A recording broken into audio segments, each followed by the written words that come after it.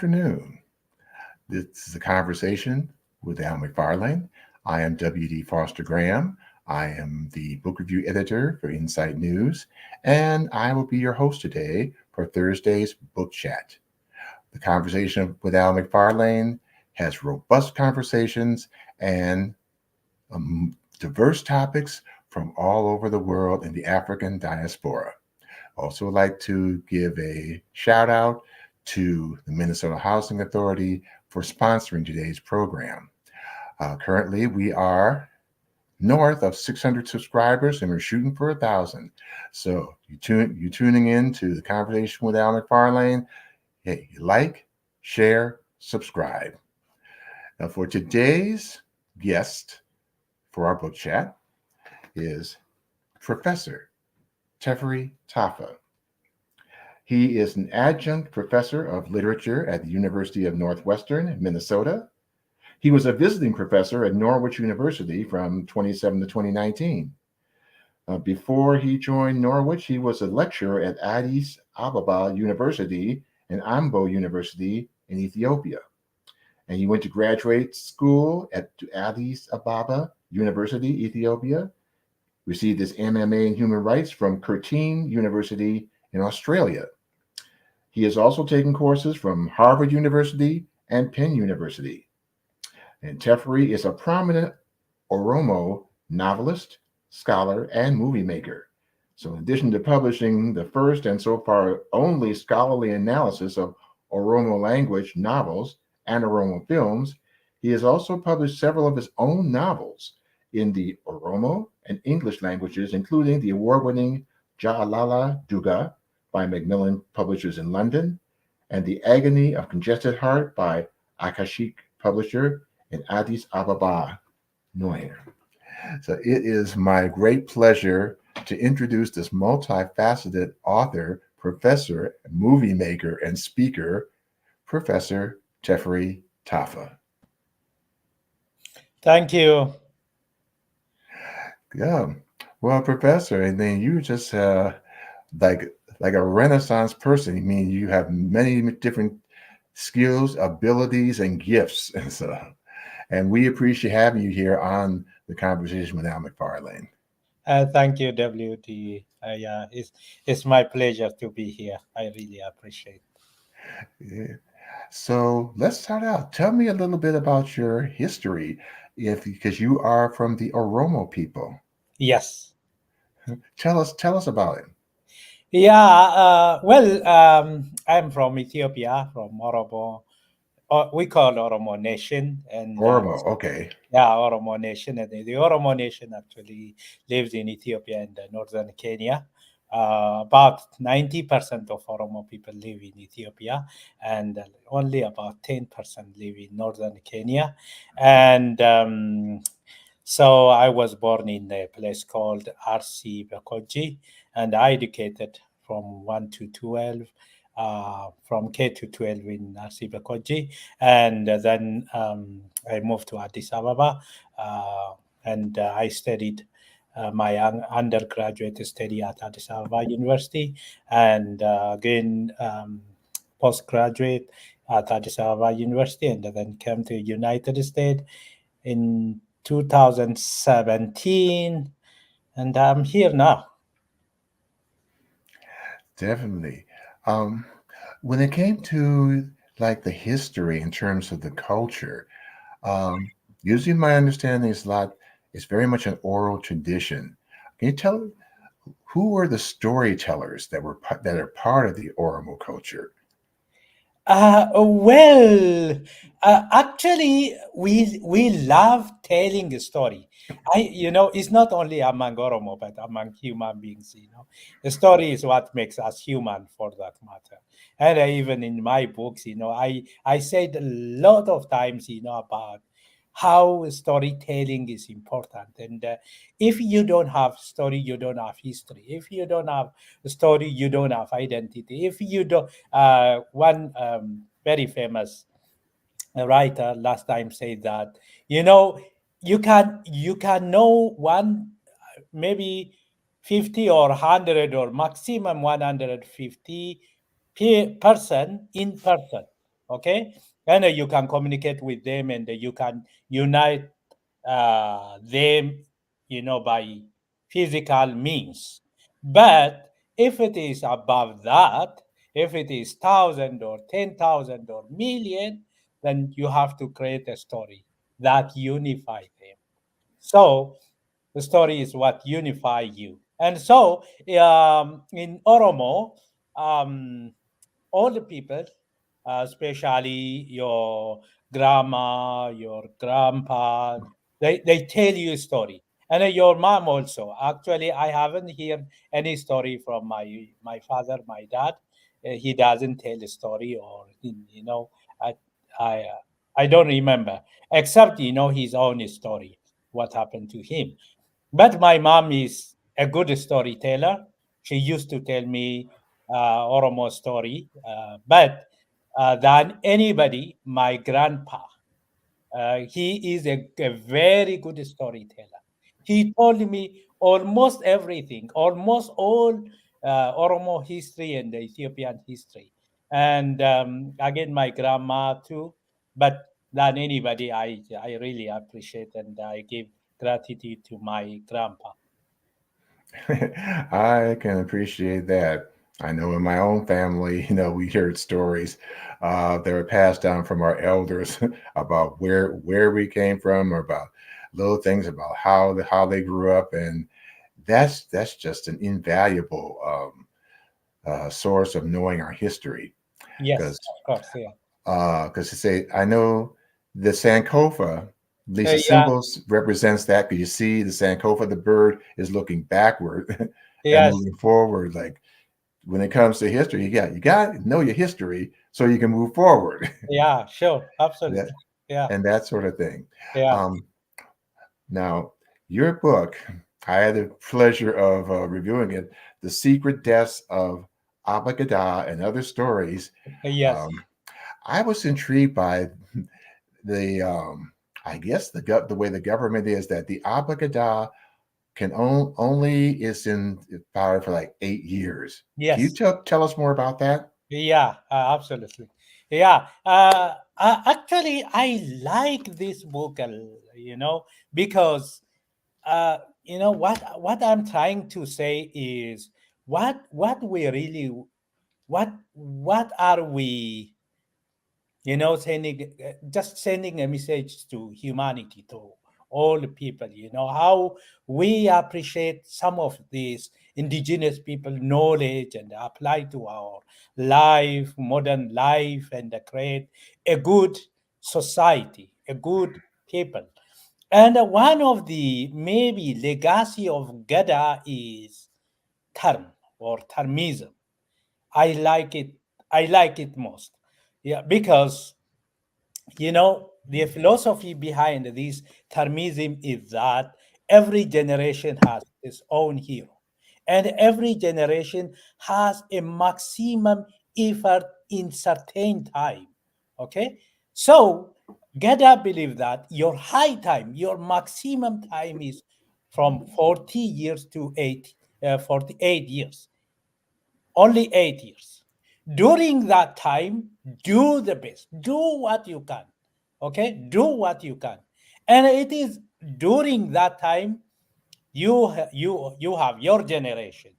Yeah, is actually the election is you held election, of course, there is election, but the president should be the Abagada should be in your generation. That means his age should be between 40 to 48. And so you elect your leader, or the people elect someone from your generation, from someone from 40 to 48, and you rule only for 8 years. Okay, only 8 years. After 8 years, it's not yours. It's not yours. Then you have to pass it to other leader. And so, why are we fighting? it's it's because of power, right? Because everybody want to control the government. But if you have term, and if you say that, okay, now the turn is for this generation, and let this generation elect his leader and get elected, and then serve the people, and then retire. The other come, and then it goes like that. And so you can at least by many chance you can reduce this conflict.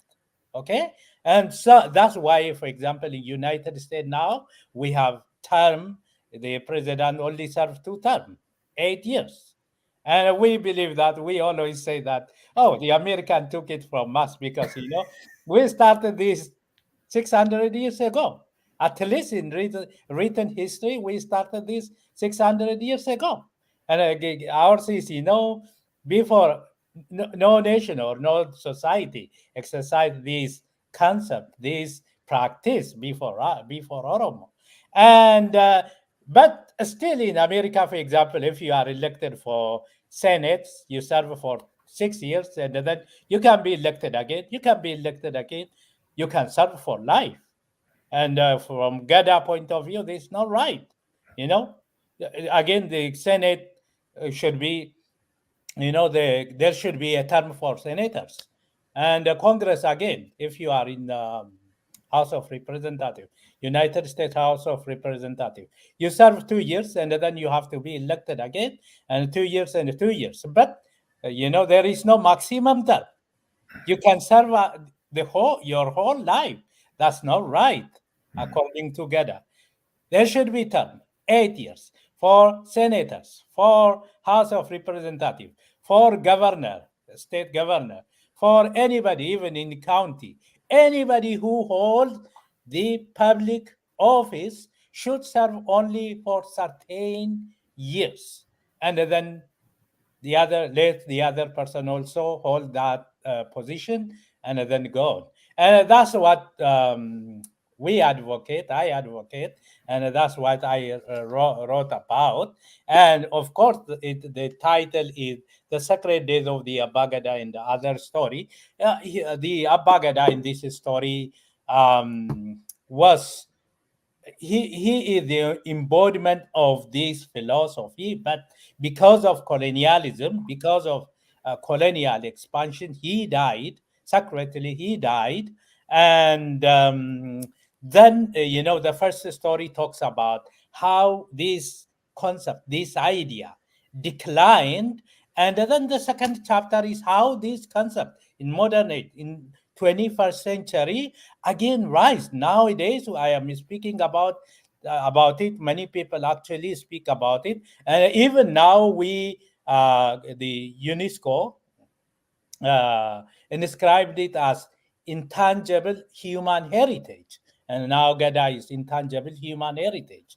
And I helped to inscribe Gada on UNESCO, inscribe, intangible heritage. And so now it is the idea we are discussing now. I am discussing with you about Gada, and people will discuss, and then it will be, it will be a useful concept, and the people may take it, and then in the future, in America, in Europe, in everywhere, hold accountable their leader or their office leader. And who knows, in the future, near future, maybe in the United States, we have a term for senators too. Well, in other words, you call it 8 years, then you call it a day, you're done. Yeah, yeah, yes, Definitely. yes. So, You can uh, say, what surprised me during the 2020 election? I was looking back, like you said about Gada, in Gada, you can't say, I can't transfer a power to someone. It's a shame. You have, first of all, the practice is when the incoming Abagada, he is elected, and then everybody is happy, and then the outgoing leader, president, asked the incoming Abagada, do you rule my people in justice? you know if everybody is equal, in everybody is in, do you rule according to the land's rule, the land's law? And then the incoming Abagada or leader say yes, yes, and yes. If he say no, then there is a problem. So there is understanding between them. But it's shame actually what happened in 2020. You remember when Biden was coming in, Trump didn't wait for Yeah, I the remember. White House, and this show you that still there is some some problem, or maybe some still we have to work hard on, and maybe make it universal, or what we say, let everybody accept it, and when it is wrong, let everybody say no, this is not right. Okay. Yeah. That is true. That is so true.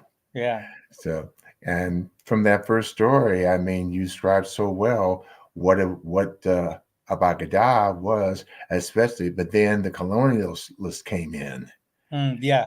in terms of and then that made an impact. Absolutely, yes. Definitely. So speaking of that, um, would you like to say? We like to hear an excerpt from your book. Okay.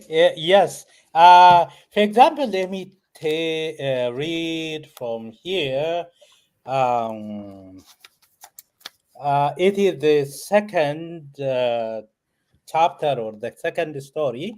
It talks about, as I told you, my interest is, I look back, but my interest is, I am optimistic, and, God, Mhm. I say, God is rising. And so, what I'm saying is, for example, comparing the West and the East philosophy.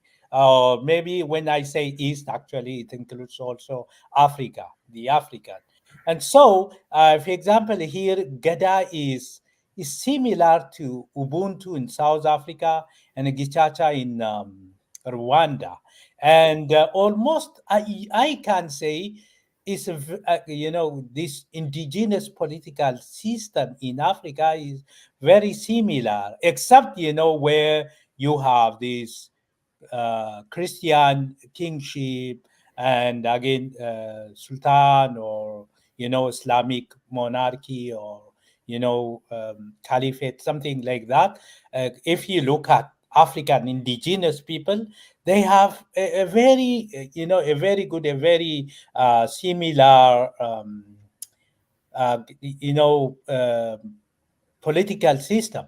For Mhm. example, if you read Things Fall Apart, Achebe Things Fall Apart, or maybe Arrow of God, or anything, especially these two books by Achebe, anywhere, especially I, as an African, as an advocate of indigenous knowledge and the indigenous political system, just it looks like it's very relatable, and it looks like he's talking about your people, the people you are coming from. And that's why sometimes people, because Achebe influenced me a lot, and sometimes in Ethiopia people say me, you are our Achebe, you know because the Abagada you have here, and uh, the the story, Izulu in, for example, Izulu in the Hour of God. Uh, uh, the characters in Achebe's books are similar, but mine is like Achebe is simply showing the world what what what was going on, or what happened in Igbo society.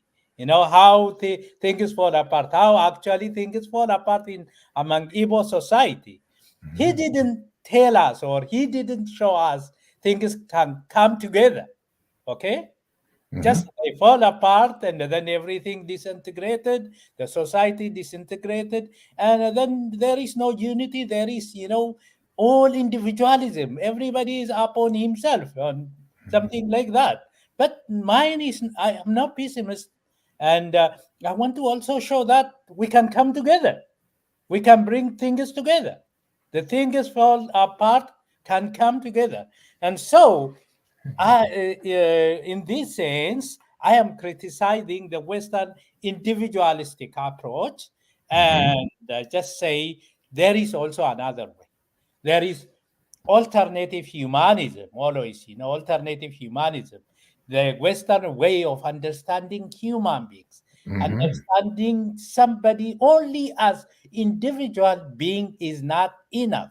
You Mm. know, that's why in Gada we say namatu nama namagoda means human beings makes you human beings. Ah, Yeah, gotcha. yeah. In Ubuntu, you say, I am, therefore you are. Mm-hmm. Yeah. So let me read you something from here. Yeah. Um, so the individualism is a theory, an ideology that has been imagined, created by those Western philosophers who invented the idea of individual autonomy and, of course, that idea of individual freedom. According to Oromo, individuals are not separate entity. We need another person to be a person. We need another human to be human. Human becomes human through humanization by other human or humans. In Oromo, we call namatu nama namagoda, means human makes human. Individuals' life has meaning and importance in relation to other beings, not in separation from others. So that individualism is only one cause of concern in the Western, while we care for all and we are holistic. That's what I want to say. We are holistic. And let me tell you here one story. Um, the anthropologist went to Africa, and then he said to boys, small boys, he said to them, "Okay, there you have orange under that tree, and run to that orange, and I give a reward for someone who get the orange first." And then he said to them, and then they get hand in hand and work together and get the orange together and come back. And then he said, "Why did you do that?" And then they said, "How we get happy? How we are happy when he gets and the others do not get it?"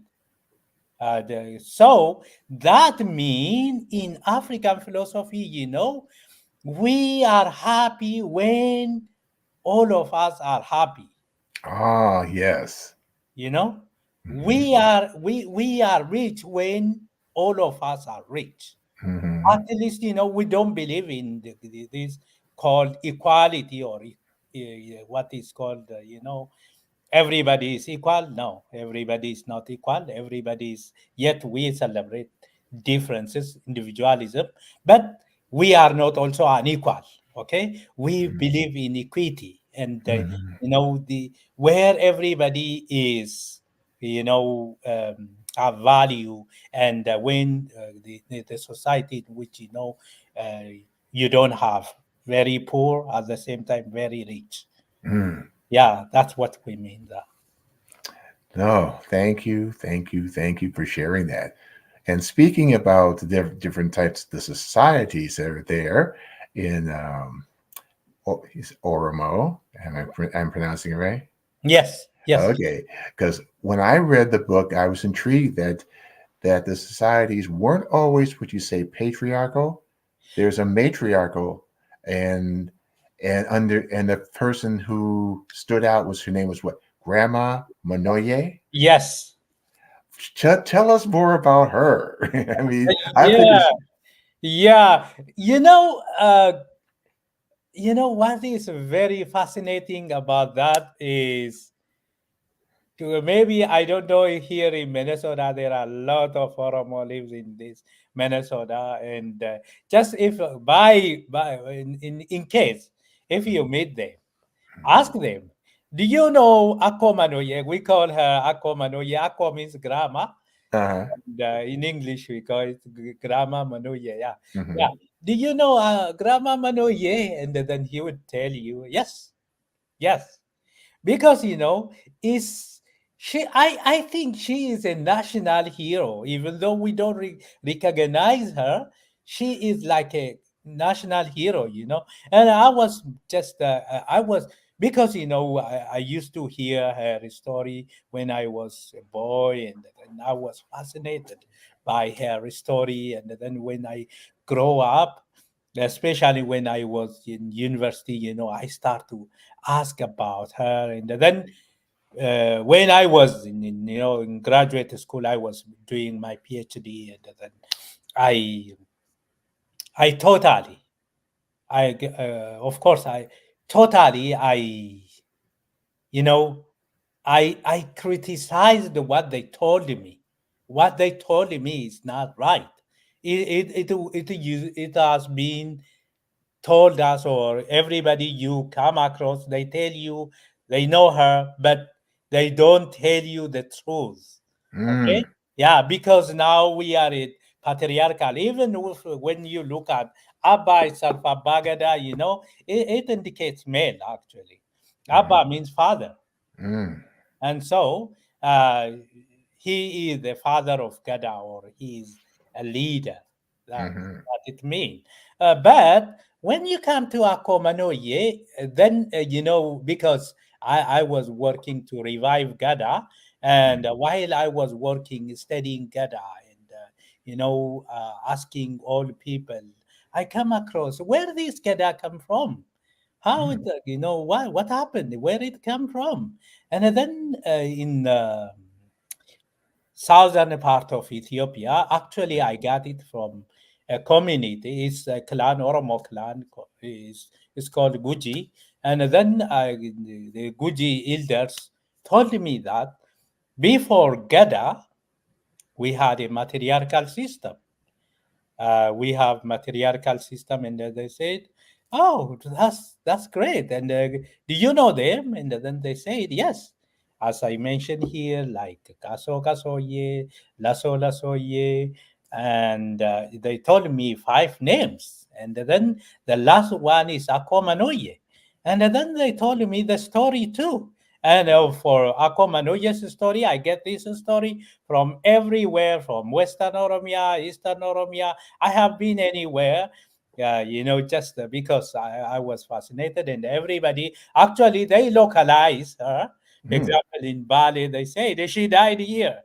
And in Wallaga, in western part of Oromia, they said, oh, this is her ore. Or in central part of Oromia, oh, she had, her cattle were drinking from this river, and so on. And so everybody localize her, but tell you something. She was a great woman. And then I wrote about it and included in this story. And my idea is that, in this story, and again, when you look at her story, she was a visionary. She envisioned what we call the space station nowadays. Mm. She said that, okay, again, what I want to include here, what I want the reader to get it is, I want to also touch upon this quantum physics, how birds fly, how they know their nest. For example, like, from bird story, there are birds who fly from uh, Alaska, from Canada, United States to Australia. Mm-hmm.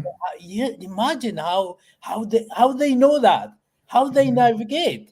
They know this quantum physics because quantum is universal reality.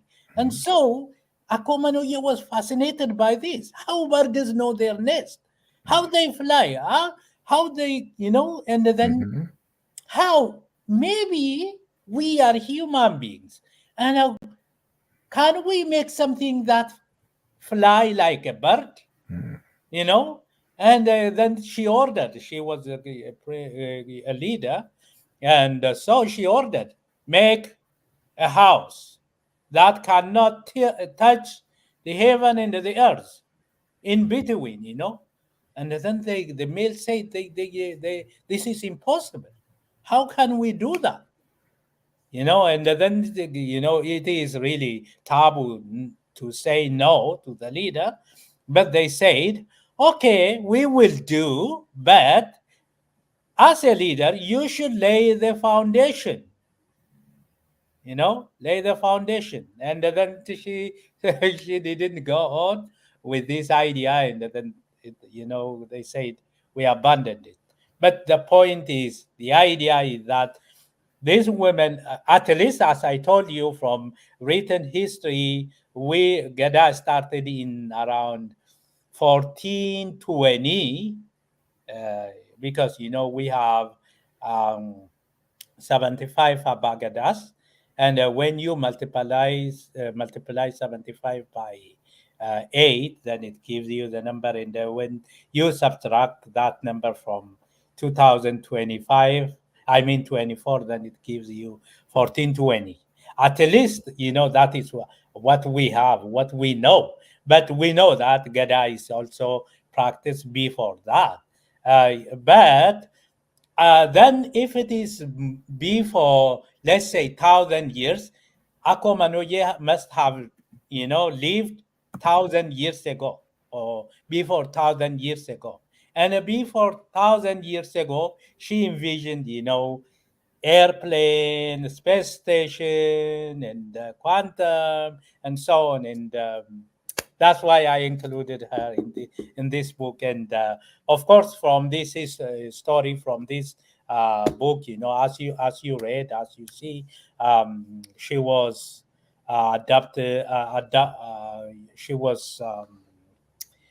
Uh, she was killed. She was, the male revolted against her and abducted her, and then they said, um, now onward this woman never should not rule, because the idea behind, even in modern days, nowadays, there are some chauvinist men who believe that women are irrational. Hmm. This concept of irrationality come from there. Look at Hmm. Akomanoye, she's crazy woman. She's irrational. She said that, make a house that floats between earth and the heaven. But that's not true. It's possible. If they really thought about it, if they were good engineers, then they could have made it. Okay, and so they say women are irrational and they should not rule, and so um, we should only male should come to power, should become a bagada. And of course, they said still now there is women right. It Gada respect women right. The women have a right, but they after that, for last 600 years, we didn't have a woman ruler. Right. Well, thank you for sharing that, Professor. Now we're going to take a time out for a little station break. This is W.D. Foster Graham, and I'm your host today for the Conversation with Al McFarlane, which is also part of Insight News. So, hey, you'd say you like our content and programs, definitely tune in to Insight News Minnesota's YouTube channel, and we're going to take a break. All right, thank you. If you've not done so, consider getting vaccinated against the COVID-19 virus. At vaccine.gov, enter your zip code, your preferred vaccine type, and you get a map with locations eager to serve you. Getting vaccinated saves lives. Vaccine.gov can help you do your part. Well, welcome back to Conversation with Al McFarlane and our guest author, Professor Teferi Tafa. Teferi has been sharing his book, The Secret Death of Abagada and Other Stories. But I know in addition to being an author, you are also a business person. Yes. You're African like book and coffee shop. Okay, tell us about how that came to be, where people can come to check you out. All right. Thank you so much. Yeah. As I told you, I came here in 2017. And from 2017 to 2019, I have been teaching at Norwich University in Vermont. And then I moved to Minnesota when I came here. I thought, and still I believe, yes. First of all, United States, the sky to the limit. Still, I believe there are a lot of opportunity, and there are a lot of opportunities also in Minnesota. And uh, when I was from, as I told you, I'm a writer. I love story. I love books, and then I want people to read, and I want people to get a story, because a story can heal us. A story can help us. Story is, if we have a good story, and a story can unify us, and the story makes us, a good human, a good citizen. And so our main problem is because we don't read, or maybe we haven't got a good literature, a good story. And so how can I help, the society, the community? When I was in Ethiopia, I used to have a bookshop. And because I had a bookshop, I was a target. I was targeted by the government. I was a writer, and because I was a writer, I was targeted. I was imprisoned, and confiscated, and I shut down my business, and I was, in a good mood until I came here, and I was in really a very bad condition. And I came here. I came to Minnesota, and then I start teaching. I got also.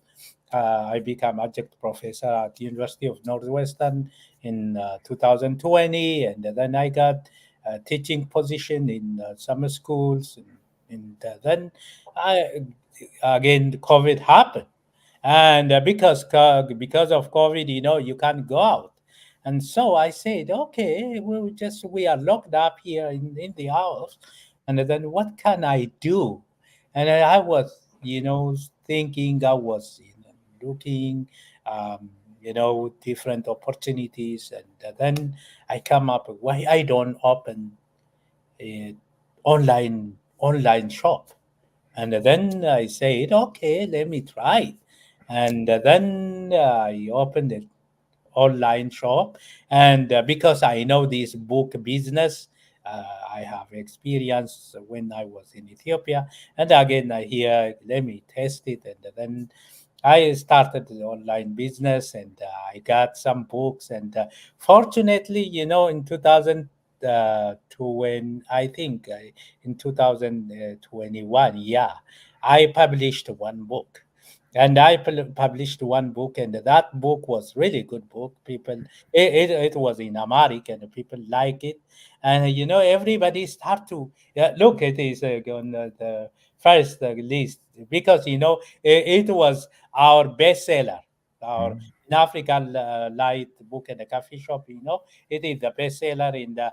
I sold something.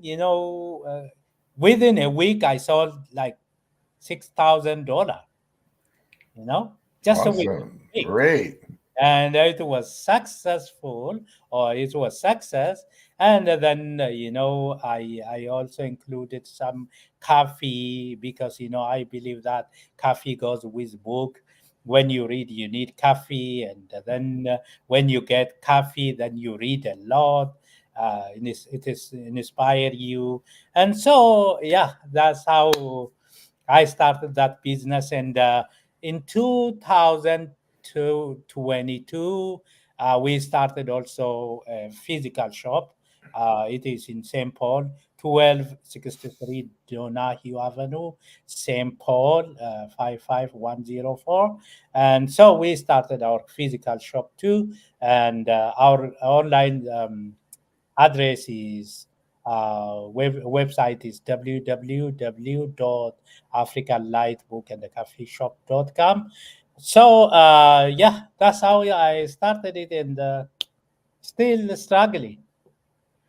Oh yeah. Well, I say I give my hat tip to you Yeah, because thank it's you. so important for us as African Americans to have our own businesses, and so we that way we support our community, Yeah, sure. and so that hey, that is invaluable. So okay, so as an author myself, yes, I definitely want to come down and sit down and read and all those good things. Come on, please. Yeah, I'll serve you coffee.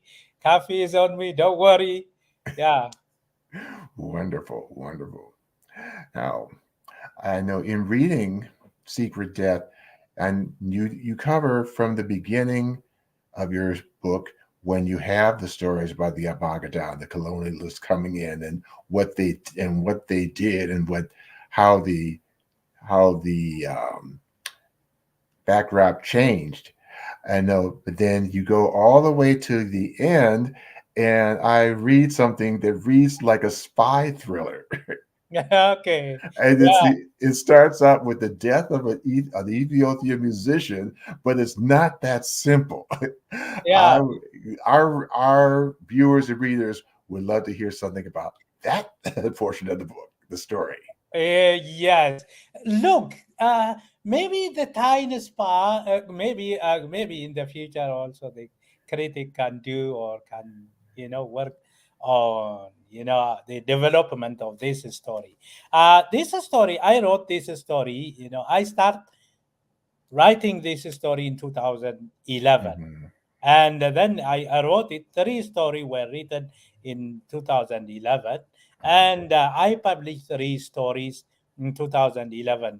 You know, but after that, I said, let me add this story. Let me add this story, and let me add this story, and then in I think 2020, what happened, a very shocking news, a very shocking phenomena happened in Ethiopia.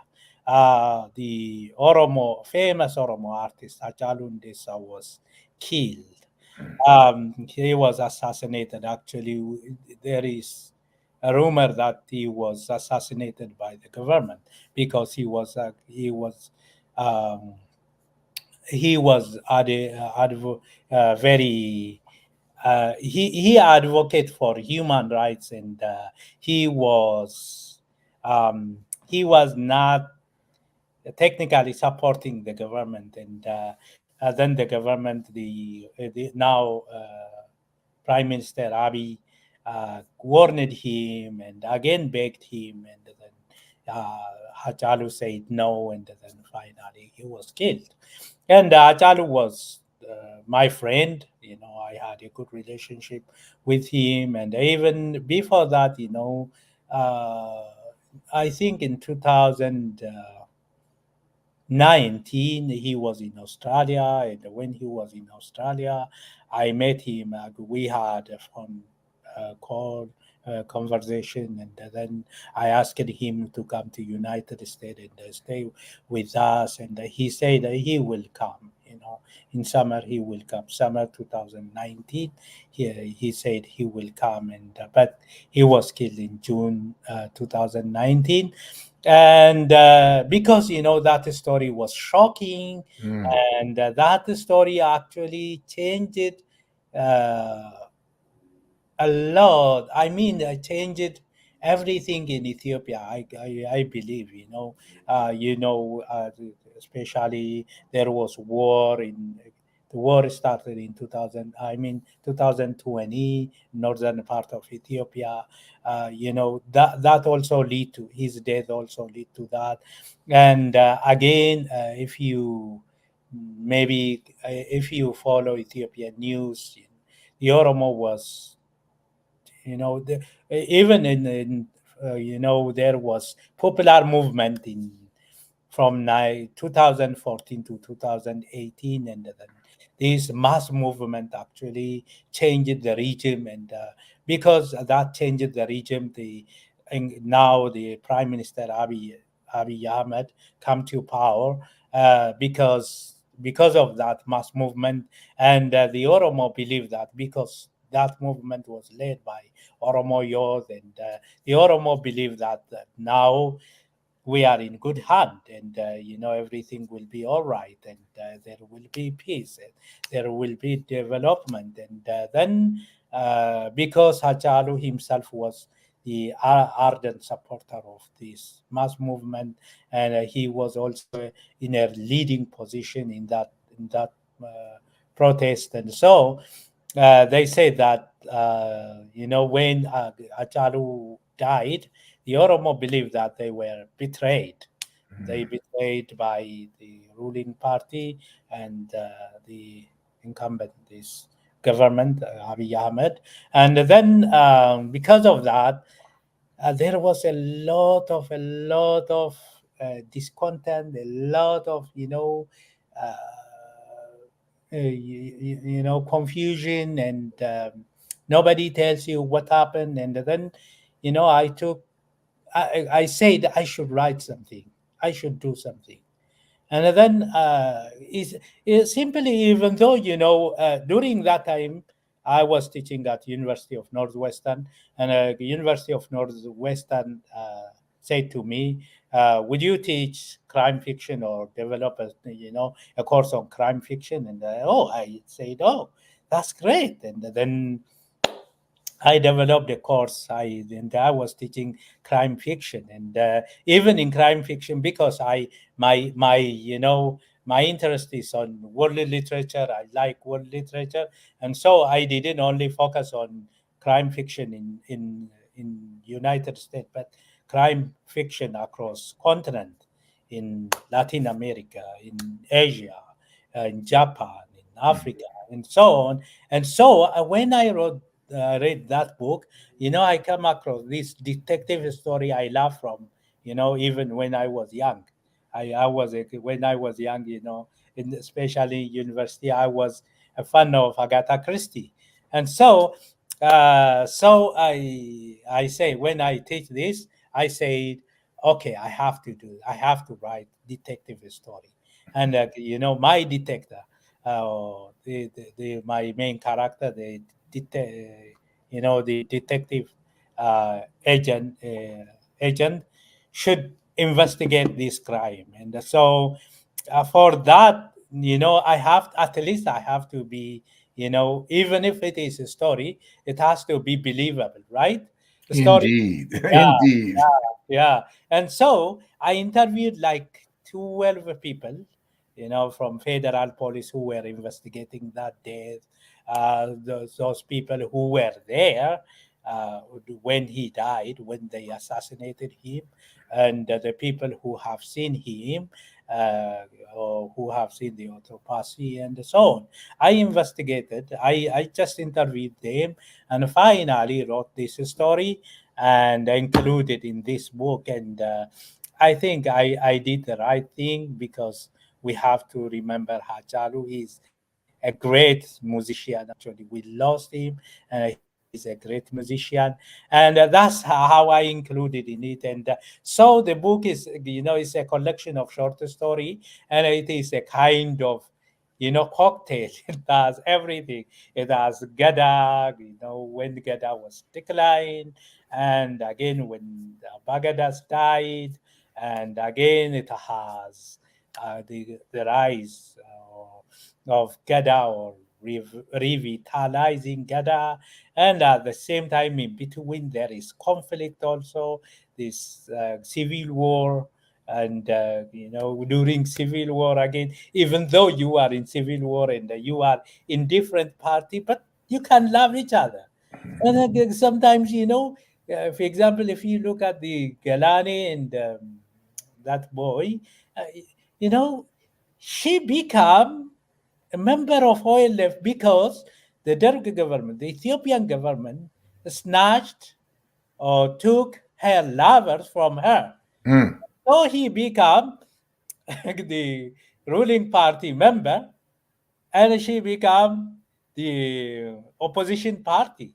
But she actually, because he has taken by force from her, lead her to go to the opposition party, because she has to oppose the ruling party. And so there is such conflicting, but still there is unity or maybe love and something like that.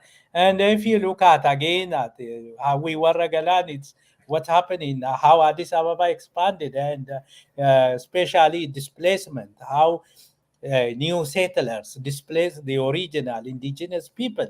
And then it goes to Akomanoye story. And then again, toward the end, there is also impeachment. The impeachment of a Bagada mean, you can impeach your leader. It's not only impeaching, is not a new concept in America. We have practiced this. Actually, in history, we have impeached two Bagadas, two Bagadas. Hmm. We Mhm. have 75 Bagadas, but we impeached two. And so I have to include that too. And finally, I included this story, Days Down the Street story about Chalun Desa. Yeah. Thank you. Thank you, Abby. Abby, you think about Ethiopia, Kenya, Somalia, and they're all wrapped up in all this war and political intrigue, and it's been like part of the history for quite some time. Yes. So, and going back to something you mentioned earlier, because when you were writing in terms of being optimistic. Now, how do you see your book and see your vision of making a change in the world? 'Cause we got about 6 minutes here. Yeah, yeah, yeah. Thank you. Actually, Kenya is relatively a peaceful country. There was war, Mao Mao, only in 1950s and early 60s, and that was, war against colonialism. After independence, Kenya is relatively a very peaceful country, and I'm jealousy of Kenyans.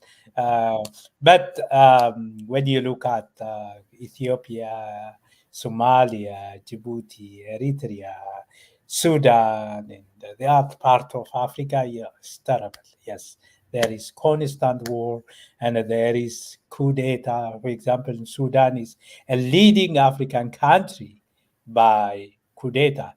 I think there was about 19 coup d'etat in Sudan, out of which something like 9 was successful coup, successful coup. And in Ethiopia again there was like 5 coup, but 2 were successful.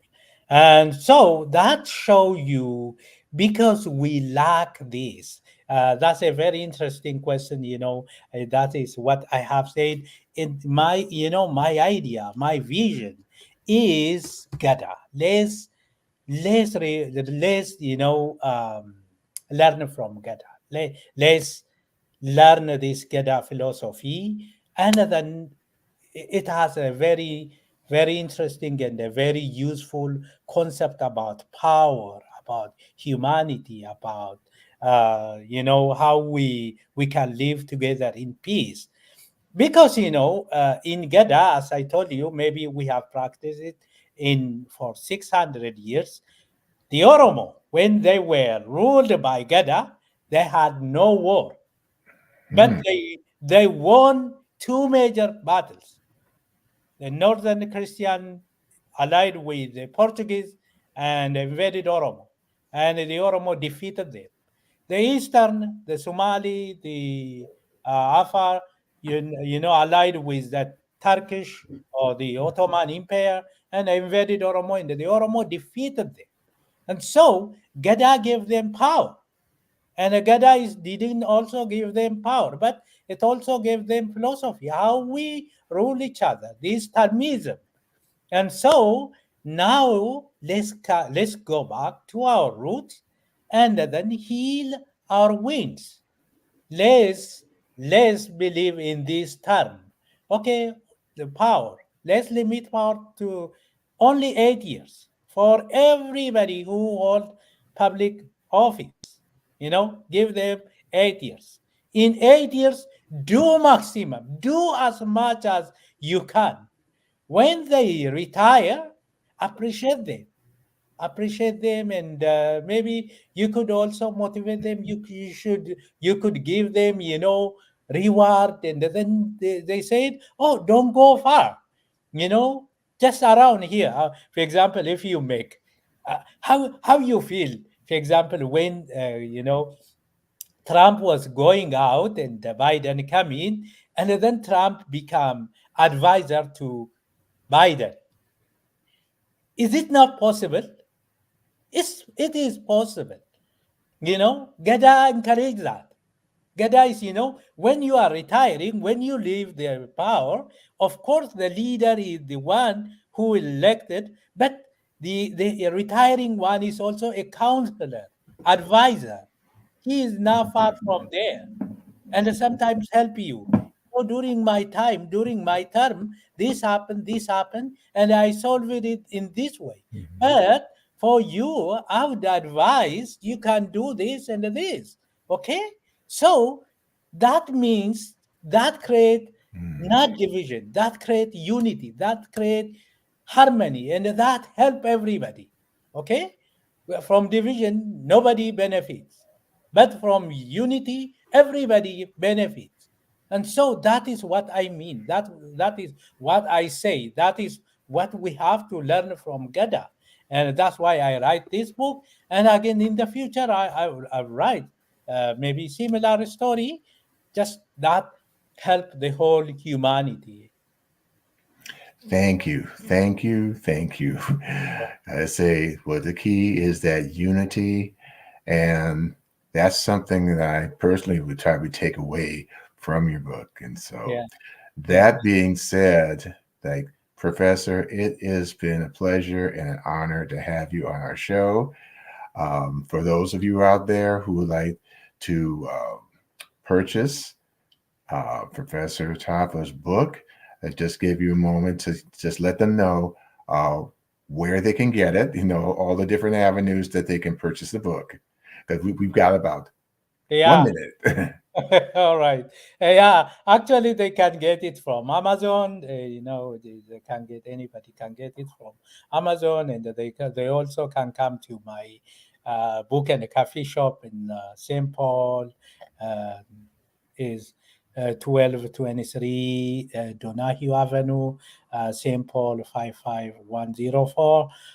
It is just next to Midway Super Target, and that's easy, and anybody can come and buy the book, or maybe they can order www.africanlightbookandcoffeeshop.com. Yeah, this is the address, and so they can get this. They can order from here and get the book. And again, I am active member of Minnesota Black Authors. Both I and WD, we are a member of that organization, and you can also get from there. Yeah, Thank you. Thank you. Well, again, thank you for being our guest today. This is Conversation with Al McFarlane. I'm WD Foster Graham, your book review editor and host for today. And in the meantime, take care, stay safe, stay well, and I'll see you in the next go round. yeah. Thank you so much for having me here. I really enjoyed talking to you, and it has been a very good conversation, and I really appreciate.